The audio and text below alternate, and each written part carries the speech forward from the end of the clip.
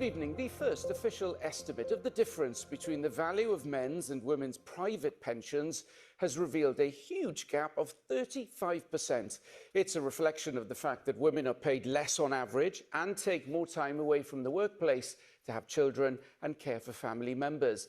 But at a time when the gender gap in state pensions is closing, it is a major difference that's unlikely to reduce anytime soon. Here's our money editor, Felicity Evans. Rowan Davis from Cardiff is enjoying precious time with her 5-month-old son, Mabon. But she also knows that taking time off work will hit her pension. My mother is retired now, but she was able to retire younger.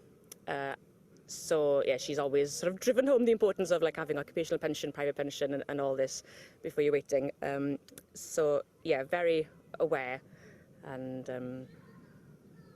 It would be nice to not have to think about going back to work so quickly and having to and enjoy the time as opposed to watching the pennies. And she's not alone. The gap between the value of the private pensions built up by men and women is huge. That's because women are paid less on average, but also because they're more likely to take time out or go part-time to care for children. While the gap between women and men is closing with regard to state pensions, the average gender gap for private pensions is a massive 35%, and there's no sign of any meaningful improvement on the horizon. In fact, one recent forecast said that without intervention, it could carry on this way for many decades. That's why financial advisors like Gretchen are urging women to think about how they'll fund their later life. Someone asked me the other day, how much should we be putting aside? 10% if we can, if it can't be into a pension, into something else. If you're not working, maybe try and still save some money. That isn't always possible, but always trying to, think about that. For Judith from Shut near Bridgend, she didn't think much about her pension at all until tragedy hit her family. My brother died at 56 and my mum and my husband all died within 2 years. I think it started before COVID came in, but COVID sort of consolidated it. And I thought, there's more to life than work. And that might sound a bit privileged of me, but I thought, well, I want to be able to do things while I'm fit and healthy. The UK government says the policy of automatically enrolling employees into workplace pensions has given a lot of women private pension cover for the first time, and that the decision to measure the pension's gender gap is the first step towards closing it. But right now, it's women themselves who are left having to deal with private pensions inequality.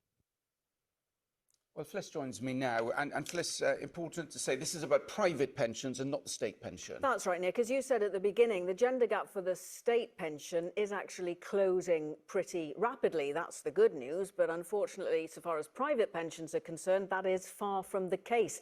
And when we talk about private pensions, we mean things like the occupational pension that your employer offers you, or a personal pension that you can set up via an independent company. And some of the reasons for the gap in private pensions are that women are paid less than men on average anyway, but also there's something called the caregiver penalty, and that means that women are penalised for either leaving work or going part-time in order to care for family members. And research suggests there are certain groups of women who suffer particularly as a result of this. Lone parents, for example, disabled women, women from Bangladeshi and Pakistani backgrounds, for example.